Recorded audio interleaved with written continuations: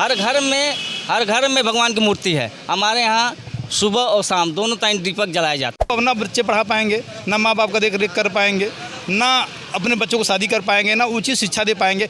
प्रधानमंत्री तो बहुत आए गए हमारे 55 साल के उम्र में, मगर कोई प्रधानमंत्री ऐसा नहीं देखे हम। कट्टरता फैलाया जा रहा है। इनके द्वारा क्या महंगाई आपको लग रहा महंगाई है? क्या चाहते हैं? नमस्कार साथियों, मैं अनुराग सिंह और आप सभी देख रहे हैं जनता रॉक्स का विशेष कार्यक्रम जनता के मन की बात।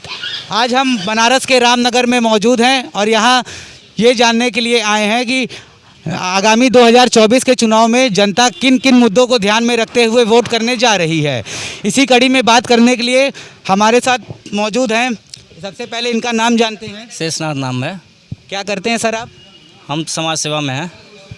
किस टाइप की समाज सेवा? मानव समाज सेवा। अच्छा, तो हमको आप ये बताइए, जो 2024 में मोदी जी का चुनाव होने वाला है, इस बार बनारस में क्या हवा चल रही है? भाई देखिए, बनारस की हवा यहाँ कई रूपों में जाती है। यहाँ जाती है, धार्मिक में जाती है ज़्यादातर, शिक्षा में भी जाती है, स्वास्थ्य में भी जाती है और सांस्कृतिक दृष्टिकोण से भी जाती है। आपने बोला कि धार्मिक मुद्दा भी मैटर करता है, तो मैं आपसे ये जानना चाहता हूँ, क्या धार्मिक मुद्दे से देश का विकास हो सकता है? देखिए, धार्मिक हमारी आस्था का विषय है और इसे हमने एक पढ़ा था कि भूखे भजन न होए गोपाला। अगर हम भूखे रहेंगे तो हम भजन में भी हमारा मन नहीं लगेगा। और हमारा जो मानव जीवन यानी मानव जीवन का जो पुरुषार्थ है हिंदू धर्म का, धर्म अर्थ काम और मोक्ष, अगर धर्म है तो उसके साथ अर्थ भी है। अगर अर्थ नहीं है तो हमारा धर्म नहीं है, अर्थ से ही धर्म है। अभी तो धर्म के नाम पे कट्टरता ज़्यादातर फैला हुआ है, इस पे आप क्या कहना चाहेंगे? अब कट्टरता फैलाया जा रहा है। इनके द्वारा कि जो लोग हैं उसका लाभ लेना चाहते हैं। ऐसा नहीं कि कोई व्यक्ति हिंदू है तो धार्मिक रूप से वो मतलब एक तरह से नास्तिक है, ऐसा नहीं है। अगर इस चुनाव कुछ लोग दिखावा करते हैं और कुछ लोग दिखावा नहीं करते हैं। हर घर में भगवान की मूर्ति है। हमारे यहाँ सुबह और शाम दोनों टाइम दीपक जलाया जाता है, दरवाजे पर जलाया जाता है, घर के मंदिर में जलाया जाता है। लेकिन हम तो कभी हल्ला नहीं करते हैं, किसी को नहीं बताते हैं। इस चुनाव में ये धार्मिक मुद्दा किसको ज़्यादा लाभ पहुंचा सकता है? अब लाभ के बारे में तो जनता अब किस नज़रिए से देखती है वो जनता बताएगी, क्योंकि भाई जनता धार्मिक तो है और धार्मिक के साथ साथ स्वास्थ्य, शिक्षा, दवाई, पढ़ाई लिखाई भी बहुत महत्वपूर्ण है। जिनके बच्चे, जिनके घर परिवार में कोई आय का स्रोत नहीं है और वो कैसे, किस नज़रिए से हो जाएगा। अगर हमको कहीं किसी धर्म तीर्थाटन पर भी जाना होगा तो हम पैसे का अभाव में कैसे जाएंगे? ये तो एक अब तो धार्मिक आस्था हमको लगता है कि अब मनोरंजन हो गया है। क्योंकि जब चार धामों पर लोग पहले जाते थे तो वो एक इस नियत से जाते थे कि मैं उस धाम पर जा रहा हूँ तो मैं वापस नहीं आऊँगा। वो अंतिम था। जैसे हमारा ब्रह्मचर्य आश्रम, गृहस्थ आश्रम, संन्यास आश्रम, वानप्रस्थ आश्रम और संन्यास आश्रम, 4 आश्रम। तो ये हमारा अंतिम आश्रम होता था। जब हम गृहस्थ आश्रम से मुक्त होकर वानप्रस्थ आश्रम में जाते थे, वानप्रस्थ आश्रम में संन्यास आश्रम ले लेते थे, तो हमारा अंतिम धार्मिक होता था। लेकिन जो हमारा धर्म के साथ अर्थ है, अर्थ महत्वपूर्ण है। बनारस का विकास या सुंदरीकरण? बनारस का विकास प्रधानमंत्री होने के नाते हुआ है, इसमें कोई संदेह नहीं है। गंगा उस पार हुआ है और इस पार क्या विकास है? देखिए, विकास हो रहा है लेकिन इसका बहुत स्लो हो रहा है। एक ऐसे हो रहा है कि जैसे कि चुनाव के ही दृष्टिकोण से सब प्रक्रिया हो रही है, जिस होना चाहिए। जैसे भी यहाँ से खुदाई शुरू हो गई, कितने दिनों से पता नहीं कब चल रहा है, कब तक चलेगा, कोई ठिकाना नहीं है। एक तरफ। अच्छा, हमको ये बताइए, 5 किलो राशन और नौकरी पे आपका क्या विचार है? कौन सा मुद्दा ज़्यादा अच्छा है? देखिए, 5 किलो राशन, जब मानव जीवन आदमी जब जन्म लेता है तो केवल मुंह खाने के लिए नहीं लेके आता है, हाथ भी लेके आता है कुछ करने के लिए। और वो अपने हाथ से आज 5 किलो राशन नहीं मिलता तब भी वो खाता था और तब भी खा लेगा, क्योंकि उसको पेट की भूख है। कहा जाता है कि मन की हवस और तन की हवस अलग है, मन की हवस अलग है। तो हमारा जो पेट की भूख है, रोटी से तो चाल चल जाएगा, लेकिन रोटी के साथ साथ हमें साग सब्जी भी चाहिए। वो कहाँ से आएगा? वो उसको तो महंगा होता जा रहा है। अगर हम 5 किलो राशन को जोड़ लें, एक परिवार में अगर 4 व्यक्ति हैं, 20 किलो अगर हमको गेहूँ मिल गया तो बहुत जोड़ेंगे 20 रुपये के हिसाब से हमको बहुत हो गया, तब 20 रुपया के हिसाब से 20 चौको 80, 2 दूना 400 रुपया का हो गया गेहूँ। लेकिन अगर हम जो हमको राशन मिलता है, गैस मिला 1000 रुपये का, तो हमको बढ़ के मिला तो उसमें हम नहीं खरीद ले। जब हम गैस खरीद सकते हैं। सर, फ्री राशन देने का मतलब है जनता को आलसी बना देना, बेकार बना देना, निकम्मा बना देना। हम उसे अपने हिसाब से यूज करने के लिए लोगों ने अलग अलग सिस्टम बनाया है।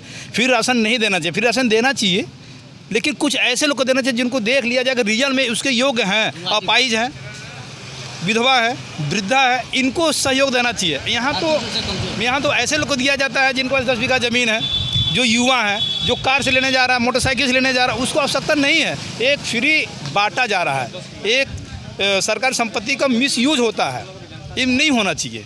ऐसे करने से क्या होता है कि जनता जो आलसी हो जा रही है, काम नहीं करना चाह रही है, और उसका गलत मिसयूज होता है। देश की सुरक्षा को लेके मेरा एक सवाल है।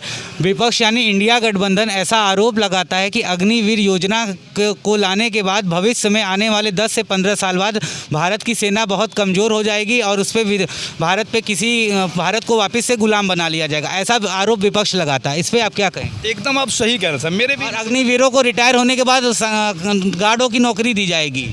मेरे हिसाब से आप एकदम बिल्कुल सही कह रहे हैं। ये मैं नहीं कह रहा हूँ, विपक्ष आरोप लगा। विपक्ष भी सही करी है। जहाँ तक जनता की भी राय है और जहाँ तक लोग चिंतन कर रहे हैं, ये फ्लॉप है। अग्निवीर में खामी है क्या? खामी क्या है कि जितना उनको वेतन मिलता है या जो उनका समय जा रहा है, उनकी जीवन के हिसाब से बहुत कम है, बहुत ही कम है। वो अपना बच्चे पढ़ा पाएंगे, ना माँ बाप का देख रेख कर पाएंगे, ना अपने बच्चों को शादी कर पाएंगे, ना उचित शिक्षा दे पाएंगे। वो जी सकते हैं एक कीड़े मकोड़े की तरह, जैसे ज़िंदगी इंसान जीता है कि चलो 10,000 रुपया आया तो जी ले। महंगाई के हिसाब से फ्लॉप है। आप इस पर क्या कहना चाहेंगे? हम यही कहेंगे कि 4 साल की नौकरी में दुर्गम जैसे लेह लद्दाख द्रास सेक्टर वगैरह में दुश्मनों से जो लोहा ले रहे हैं, गोलियां खा रहे हैं, तो वो किस उम्मीद से, किस उत्साह से वो गोली खाने के लिए तैयार होंगे? सबसे पहली बात। दूसरी बात, उनको स्वास्थ्य, शिक्षा, दवाई, पढ़ाई लिखाई से सारी चीज़ों से वंचित हो जाएंगे। उनके परिवार को कोई सुख सुविधा नहीं मिलेगा। अगर किसी कारण से अगर लेह लद्दाख वगैरह में कहीं कैजुअलिटी हो जाती है बाय द वे, तो उनको कोई लाभ नहीं मिलेगा, परिवार को कोई लाभ नहीं मिलेगा, शहीद का दर्जा और वो शहीद का दर्जा नहीं मिलेगा। उस तरह था तो उनको पेंशन मिलता था, कैंटीन सुविधा मिलता थी।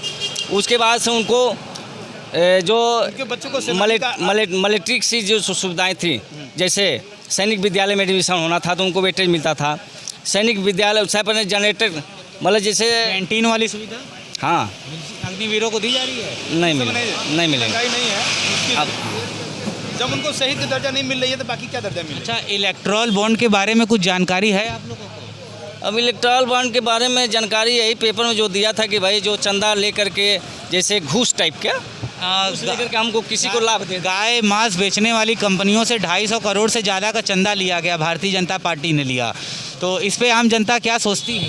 आप तो समाज सेवा करते हैं, चारों तरफ घूमते हैं जी। देखिए गाय बस इससे यही महसूस हो रहा है कि जनता के साथ छला जा रहा है, जनता को छला जा रहा है, जनता को दिखाया कुछ और जाता है, होता कुछ और है। इसका सीधा सा यही असर जनता ही जान रही है कि हमें प्रवचन दिया जाता है आप ऐसे करो, लेकिन ऊपर जो बैठे हैं वो अलग ही काम कर रहे हैं, बिल्कुल विपरीत कर रहे हैं। आइए अब बात करते हैं बनारस के लोकल मुद्दे पे।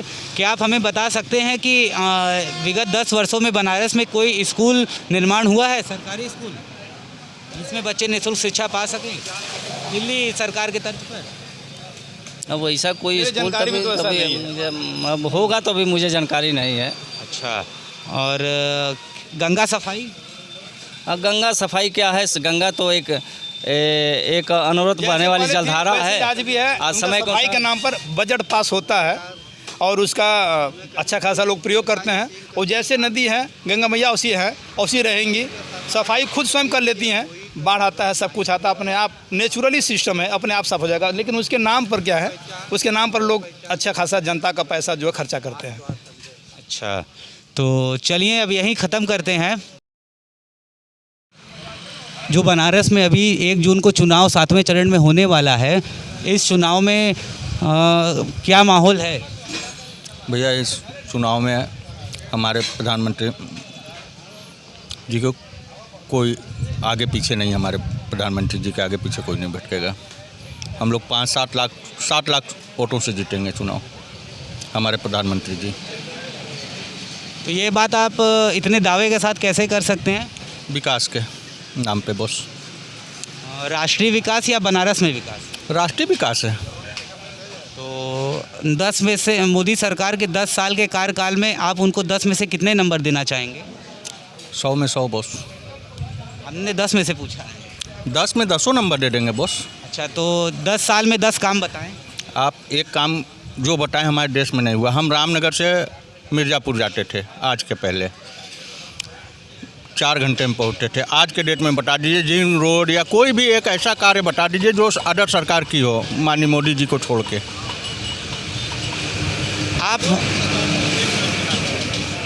मैंने आपसे पूछा, आप 10 काम बताइए। अरे 10 काम में भैया आप हमारे देश का सबसे बढ़िया रोड, रिंग रोड या हाईवे, नेशनल हाईवे, हर एक चीज़ माननीय मोदी जी ने दिया है। कोई एक सरकार बताइए जो काम कार्य किया हो इस पर। सरकार ने तो रोड हाईवे को चौड़ी किया है, लेकिन हाईवे वगैरह बना तो 70 साल में ही था।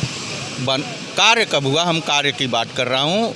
प्रधानमंत्री तो बहुत आए गए हमारे 55 साल के उम्र में, मगर कोई प्रधानमंत्री ऐसा नहीं देखे हम जो मोदी जी ने कार्य किया है। भाजपा को और मोदी जी को पसंद करने की असली वजह क्या है जनता की? कार्य, उनका कार्य बस, विकास कार्य। एक भी नुकसान बताइए आप। मैं आपसे विकास काम पूछ रहा हूँ, आप बोल रहे हैं बहुत से काम है, लेकिन आपने काम पूरे नहीं बताए। कोई एक काम हमको पूछिए भी तो। आप हमको रोजगार पे कुछ बताइए। रोजगार किसके पास नहीं है? कौन बेरोजगार है आज के डेट में? बताइए हमको, ये बताइए। कोई भी एक व्यक्ति बताइए जो बेरोजगार हो। सरकार ही अपने आंकड़े जारी करके बताती है कि देश में इतने प्रतिशत लोग बेरोजगार हैं। देखिए, बेरोजगारी तो सदियों से चलाया है। आज के डेट में बेरोजगारी कम है, हम इस बात को गारंटी लेते हैं कि और तुलना में, और सरकार की तुलना में इस सरकार में बेरोजगारी कम हुई है, ज़्यादा नहीं। अच्छा, इलेक्ट्रोल बॉन्ड के माध्यम और इलेक्ट्रोल बॉन्ड के बारे में कुछ जानते हैं? नहीं, हम नहीं जानते बॉस। हम आपको बता देते हैं अपने दर्शकों को भी। इलेक्ट्रोल बॉन्ड एक चंदा लेने का तरीका था जिसमें सभी राजनीतिक पार्टियों ने खुल कर चंदा लिया, और इसमें विशेष बात ये थी कि जनता को बिल्कुल भी पता नहीं चलेगा कि किसने किस पार्टी को कितना रुपया दिया। तो ये मामला सुप्रीम कोर्ट पहुंचा और सुप्रीम कोर्ट से CJI चंद्रचूड़ ने आदेश पारित किया और इसकी ट्रांसपेरेंसी को लेके ये आदेश दिया कि पता चले कि किस पार्टी को कितना रुपया किससे मिला। तो जब इसका खुलासा हुआ तो गऊ मांस बेचने वाली कंपनियों से भारतीय जनता पार्टी ने लगभग 400 करोड़ से रुपए का ज़्यादा चंदा लिया। तो भारतीय जनता पार्टी के इस हिंदुत्व पे आप क्या कहना चाहेंगे? ये सुप्रीम कोर्ट में ये देखिए सबूत के साथ उपलब्ध है। कहीं आप ऑन पेपर दिखाइए हम। ऑन पेपर हम आपको दिखा देंगे। दिखाइएगा तो बात करिएगा उस पर। अरे हम अभी आपको दिखा देते हैं ऑफ कैमरा, लेकिन हमको ये बताइए, अगर आपको हम दिखा देते तो इस पर आपकी क्या बात करेंगे? आप ऑन पेपर आइएगा, हम फिर आपके चैनल पे आएंगे। ऑन पेपर हमसे मिलिएगा। ऐसे मौखिक तो बहुत लोग करते हैं, हम आपको दिखाएंगे ये किए वो किए। मोदी अब माइक पकड़ के और मोबाइल से निकाल के तो पॉसिबल नहीं है, लेकिन मैं फिर भी आपको प्रयास करता हूँ दिखाने का। अपना मोबाइल आप दीजिए अभिजीत जी, गूगल खोलकर। आप कोर्ट का ऑन पेपर आइएगा, हमसे फिर न्यूज़ पे आइएगा। जब मैं अभी आपको सरकार बन जाएगी, माननीय मोदी जी की सरकार बनेगी, आप आइएगा, फिर आपसे चैनल पे मैं बात। कितनी सीट आई? 400 के ऊपर। थोड़ा कैलकुलेशन के हिसाब से बात कर लिया जाए। करिए। हाँ, ये 400 सीट 2019 में जब भारतीय जनता पार्टी अपने एकदम चरम पे थी, गुजरात में पूरी सीट, मध्य प्रदेश में पूरी सीट, उत्तर प्रदेश में 90+ % में, और उसके बाद लगभग हिंदी बोलने वाले राज्यों में सभी में पूरा का पूरा ले आई थी। बच गया था साउथ में। तो इस बार हमको बताइए कि वो 400 सीट कहाँ से ले आएगी? कर्नाटका में उसकी सरकार नहीं, तेलंगाना में उसका कुछ नहीं, वजूद नहीं। आज जब चुनाव हो जाएगा मेरी 400 के प्लस आएगी सीट, ये हमारा वादा है। आप फिर आइएगा, मेरे से बात करिएगा, फिर न्यूज़ अपना चैनल लेके आइएगा, मैं आपसे बात करूंगा बॉस। 400 प्लस। ठीक है, हम लोग। क्या नाम पड़ेगा आपका? शुभ नाम हमारा शमशीर आलम बॉस। शमशीर आलम। शमशीर आलम जी, तो ठीक है। अब ये हमको आप बताइए, ये रामनगर में कुछ विकास कार्य बताइए मोदी सरकार द्वारा। से बॉस दुर्गा पोखरा तो मैं जब से आ रहा हूँ तब से इसी तरह पड़ा है। दुर्गा पोखरा वो पर्सनल ये महाराज ट्रस्ट की ज़मीन है, इस पे सरकार का कोई वो नहीं है। जी हाँ। अच्छा, माफ़ी चाहिए। पर्सनल प्रॉपर्टी है। बाकी जो आप रोड देख लीजिए रामनगर का, आज विकास कार्य जो चौड़ीकरण हो रहा है, अच्छा हमको ये बताइए 75 साल की जो उम्र आडवाणी जी के लिए तय की गई थी कि 75 साल होने के बाद जो भी नेता भारतीय जनता पार्टी का होगा उसको मार्गदर्शन मंडल में डाल दिया जाएगा। अभी नरेंद्र मोदी जी 74 साल के हैं, अगले साल वो 75 के हो जाएंगे, तो क्या आप बताएंगे कि वो भी मार्गदर्शन मंडल में जाएंगे या नहीं? वो उनका विचार है बॉस, हम नहीं चाहेंगे। वो नियम तो उन्होंने ही बनाया था। हम चाहेंगे कि मोदी साल जब तक जीवित रहें तब तक प्रधानमंत्री बने हमारे देश के। ये हमारे और आपके चाहने से नहीं चलेगा ना, देश संविधान और कानून से चलता है। भैया कानून में, संविधान में नहीं है, संविधान में कहीं है? मोदी जी ने ये नियम बनाया अपने पार्टी। आप बात किए संविधान में हम करें 75 साल कहीं? देखिए मैं उस पर बात नहीं कर रहा हूँ, आपने बोला कि मैं चाहता हूँ कि मोदी जी आजीवन चलें, तो मैंने उस पर बोला कि जनता का वोट आएगा, उनको वोट नहीं देंगे, हार जाएंगे तो कहाँ से? अरे जनता देगी क्यों नहीं भैया, जनता खुश है हमारी। 1977 का चुनाव आपको याद है? जी हाँ क्या बताइए। हुआ था उसमें? वो 77 में इंदिरा गांधी की जो इमरजेंसी लगाने के बाद चुनाव हुआ था। वो इंदिरा गांधी का सरकार था, ये मेरी खुद की हमारे मोदी जी की सरकार है, प्रधानमंत्री जी की सरकार है। इंदिरा गांधी क्यों हार गई थी? वो वो सरकार क्यों चली गई थी? वो अपने कार्यों से हारी। मेन वजह क्या था जानते हैं? क्या था बता, नहीं हम नहीं बता पाएंगे। इमरजेंसी था, तानाशाही थी। तानाशाही उनकी थी ना, हमारे मोदी जी की कोई तानाशाही नहीं है। मोदी जी के मंगलसूत्र वाले बयान पे आप क्या कहना चाहेंगे? हम उस पर कोई डिस्कस नहीं करेंगे। उन्होंने ऐसा बोला है कि अगर इंडिया गठबंधन की सरकार आएगी तो वो सभी का प्रॉपर्टी लेके ज़्यादा बच्चों पैदा करने वालों में बांट देगी। ये सब अफवाह है बॉस। अरे उनका बयान है भैया, नहीं है बॉस। उन्होंने मंच पे खड़ा होकर ये बात बोला है, बोला मंगलसूत्र तो बांट देंगे, प्रॉपर्टी बांट देंगे। पार्टी की तरफ से नहीं, वो दूसरी पार्टी कांग्रेस के उसमें वो बोला था, उसका उस टिप्पणी किए थे वो माननीय नरेंद्र मोदी। उन्होंने साफ साफ बोला है कि कांग्रेस ने अपने मैनिफेस्टो में लिखा हुआ है कि अगर इनकी सरकार बनती है तो क्या नाम है, ज़्यादा बच्चे पैदा करने वालों को ज़्यादा सुविधा दी जाएगी, लोगों से उनका परिवार, प्रॉपर्टी, बैंक बैलेंस और मंगलसूत्र तक छीनकर उनमें बांट दिया जाएगा। किसकी सरकार बनेगी तो? इंडिया गठबंधन की सरकार बनेगी तो, ऐसा मोदी जी ने बोला है, मंच पर खड़े होकर सार्वजनिक जगह पर बोला। बयान दिए उस पर मोदी जी ने टिप्पणी किया है, सही तो कहे हैं मोदी जी कि कांग्रेस ऐसा योगी जी बोलते हैं कि अगर इंडिया गठबंधन आएगा तो सरिया कानून से देश चलने लगेगा। 2014 के पहले नहीं चला तो आगे कैसे चलेगा? कौन बोला? योगी जी ने बोला है। ऐसा देखिए, योगी जी हमारे प्रधानमंत्री जी नहीं बयान दिए हैं, ठीक है? ये चुनाव का हथकंडा है। अरे मुख्यमंत्री तो है ना प्रदेश के। मुख्यमंत्री जी हैं, प्रधानमंत्री जी बयान नहीं दिए हैं हमारे। मतलब प्रधानमंत्री कुछ बोले, मुख्यमंत्री कुछ बोले, जनता रहेगी कंफ्यूजन। देखिए आप बताइए, ये चुनाव का है, चुनाव में हर लोग अपना हथकंडा अपनाते हैं।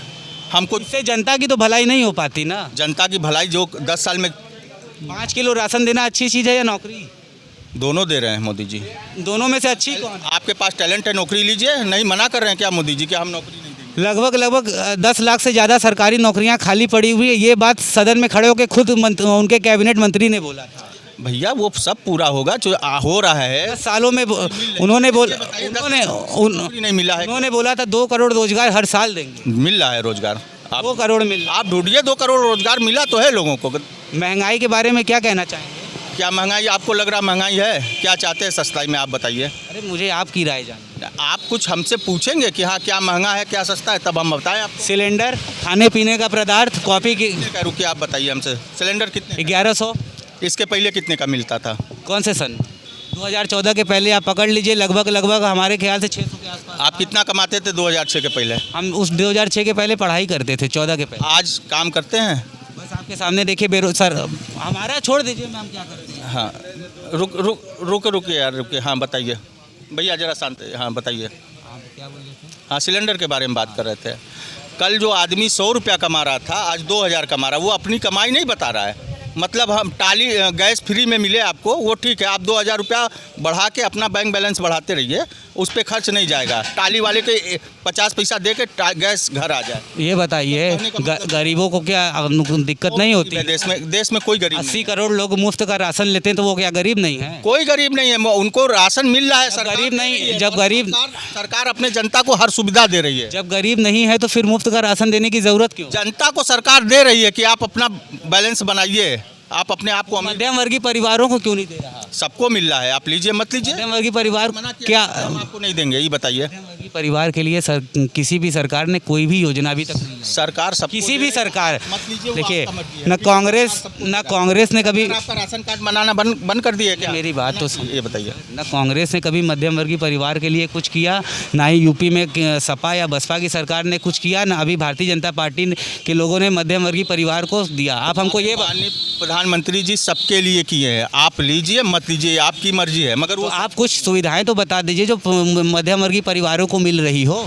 क्या सुविधा आप लेना चाह रहे हैं ये बताइए ना। शिक्षा से रिलेटेड बता दीजिए। क्या शिक्षा पहले आप पढ़ रहे थे, आप नहीं पढ़ाई कर रहे हैं, आपके बच्चे नहीं पढ़ रहे हैं या मेरे बच्चे नहीं पढ़ रहे हैं? सरकार की तरफ से इसमें क्या सरकार जैसे पहले था उससे अच्छा बेहतर सरकार चलिए, स्कूलों में है। आप स्वास्थ्य में बताइए। स्वास्थ्य भी अच्छा है, आप बताइए किसका नहीं है, सबको वो मिल रहा है। वो कोरोना वैक्सीन की वजह, कोरोना वैक्सीन का खुलासा हुआ भी आपको पता है? हम कै ठे लोग लगवैले होंगे, हम 4 ठे लगवैले। कोरोना वैक्सीन बढ़िया है, सबसे हेल्थी है, कोई हमसे टक्कर ले ले। हमारी बात सुनिएगा, देखिए ये वाला को- ये मर जाएगा अपने मौत से। 10 लाख में से 1 लाख लोगों का इसमें जान का खतरा था, ऐसा वैक्सीन बनाने वाली कंपनी ने किया।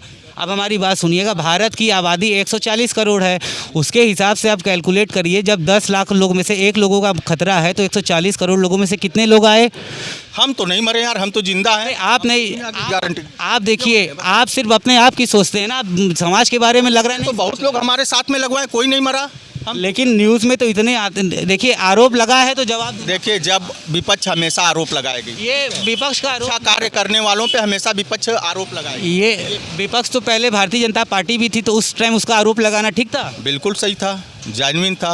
आज विपक्ष का आरोप कैसे गलत हो गया? गलत है, हम साक्षात हैं, हम 4 वैक्सीन लगा के मस्त हैं, टनाटन है। पहले भी तो वैक्सीन लगती थी, पोलियो वगैरह का तो भी। कौन मरा था बताइए? नहीं मरा था, लेकिन पोलियो का वैक्सीन लगाने पे कभी ऐसा खुलासा नहीं हुआ कि लोग मर रहे हैं। अरे यार, कोविड वैक्सीन भी लगाने से तो कोई नहीं मरा, हम भी तो नहीं मरे। अरे न्यूज़ में आया कितना, लगता है आप समाचार वगैरह नहीं पढ़ते? सब पढ़ते हैं, सब पढ़ते हैं, ये सब फर्जी है, खाली ढोंग है, विपक्ष को डाउन।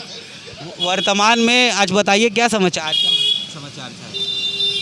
अभी किसने, भाजपा के किस नेता ने बोला है कि हमें आरएसएस की ज़रूरत नहीं है? अगर आप समाचार पढ़ते हैं तो बताइए। हम ये इस पर टिप्पणी नहीं करेंगे, वो उनका चुनावी फंडा है, उससे हमसे कोई मतलब नहीं। हमारी अच्छा, अंतिम सवाल, मोदी जी को समर्थन करने का आपका जो मोदी जी का बेजोड़ समर्थन था, ये मुझे भी काफ़ी अच्छा लगा। सवाल जवाब तो होना चाहिए, तो आखिर इसकी वजह क्या है? हम अपने लाइफ में ऐसा प्रधानमंत्री नहीं देखे जो निस्वार्थ, सब अपने पार्टी से लेके हर एक चीज़ के लिए, सबके लिए एक समान। लेकिन आप सरकार के काले कारनामों पे बात ही नहीं करना चाहते। कोई काला इलेक्ट्रॉल बॉन्ड के बारे में मैंने आपको बताया, लेकिन आप उसको स्वीकार सरकार, नहीं रहे। इस सरकार में कोई काला कारनामा नहीं है जिस पे हम टिप्पणी करें, आपसे बात करें, आप टिप्पणी करें, हम बात करें। ऐसा कोई काला कारनामा मेरे, सीएजी की रिपोर्ट में आयुष्मान कार्ड का घोटाला आया था।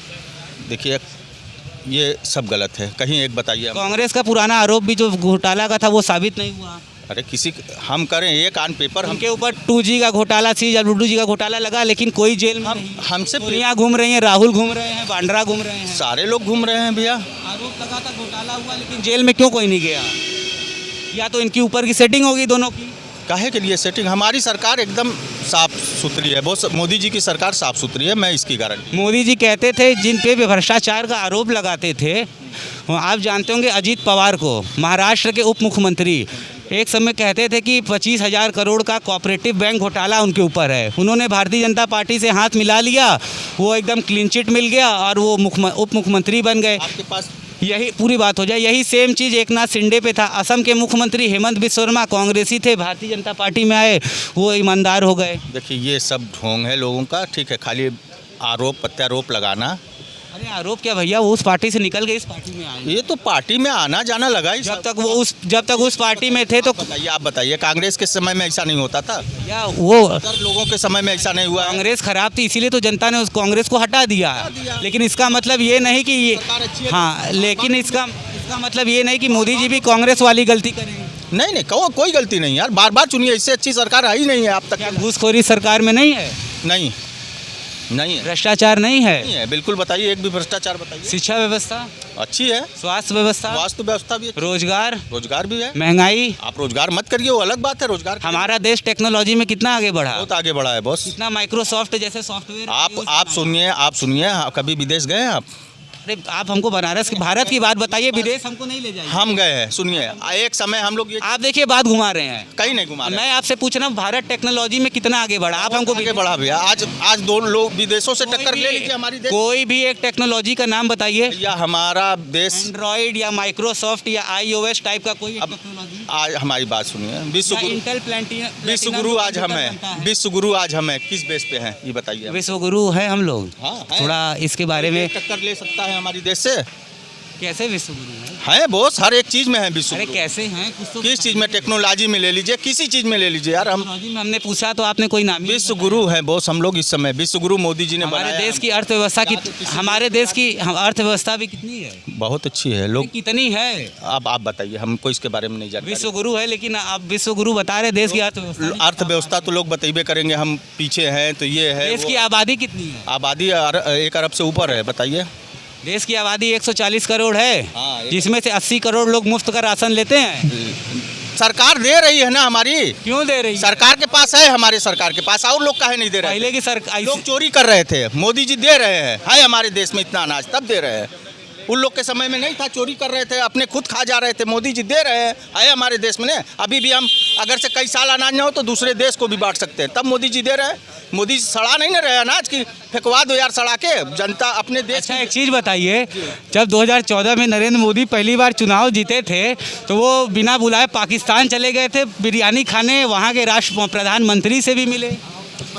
आप बिरयानी देखे थे? अरे फोटो है, नहीं, बिरयानी अभी खाते हुए देखे फोटो दिखा दें। दिखा दीजिए बिरयानी के फोटो, बिरयानी की बात नहीं पकड़िए। आप बिरयानी का नाम लिए क्यों? पाकिस्तान गए थे, देखिए ये चुनाव जीतने के बाद बिना निमंत्रण ये देश और दूसरे देश से एक ये बताइए नरेंद्र मोदी की आप कोई भी फोटो दिखा दीजिए। बात ये, पहले बिरयानी पे मेरे साथ आ जाइए। बिरयानी आप दिखा दीजिए कहीं। आप बिरयानी दिखाइए हम। आप हमको बताइए पाकिस्तान। पहले बिरयानी पे आप बात कर लीजिए। आप देखिए एक बात पे पकड़ लिए, किसी पे आरोप आप लगा देंगे, मगर उसको सिद्ध करिए, हमको सिद्ध करके आप बता दीजिए। आप मानने को तैयारी नहीं, अगर हम सिद्ध कर भी दे। नहीं, आप बिरयानी दिखा दीजिए, हम मान जाएंगे। गौ मांस वाला दिखाएं तो हम बिरयानी तो बाद में उठाए, पहले गौ मांस का मुद्दा। हम नहीं मानेंगे आपसे। पहले आप बिरयानी पे बात किए, हमसे बिरयानी दिखा दीजिए हमको। मानेंगे, हमारी चीज मानेंगे नहीं और हमें दिखाना भी नहीं, क्योंकि हम पत्रकार हैं, किसी पार्टी के वरिष्ठ नहीं। पत्रकार है, मगर आपने जो बात हमसे क्वेश्चन किया कि सर गए थे बिरयानी खाए थे, तो हमको यहाँ बिरयानी विपक्ष का भी कोई बैठा रहेगा तो उससे भी हम इतने ही तीखे सवाल पूछेंगे। आप किसी से पूछ लीजिए, ठीक है, हमसे इससे इतराज नहीं है, मगर आप मेरा कहना है बिना बुलाए पाकिस्तान, चलिए बिरयानी नहीं खाए, बिना बुलाए पाकिस्तान क्यों गए? दिन भर पाकिस्तान को कोसते हैं, बिना बुलाए अरे उस समय प्रधानमंत्री बने थे देश दूसरे देश का, जब वो सब आतंकवादी हैं तो क्यों उनसे मिले? बिना बुलाए आतंकवादी के देश में क्यों पहुंचे? नहीं थे उस समय उन देश को एक मतलब 2014 से पहले पाकिस्तान आतंकवादी नहीं था, ऐसा आप कहना चाहते हैं? आतंकवादी थे। सुन लीजिए, उनको समझाने के लिए मोदी जी गए थे कि सुधर जाओ, नहीं 56 इनका सीना लेके चीर फाड़ देंगे हम, इसलिए गए थे हमारे प्रधानमंत्री। बिना बुलाए? हाँ, बिना बुलाए दुश्मनों के खेमे में गए थे कि सुधर जाओ, नहीं हम फाड़ डालेंगे, और सुधर गए। ठीक है, आज औकात नहीं है। चलिए अच्छा ठीक है, अब खत्म करते हैं। ठीक भैया। कुछ कहना चाहेंगे?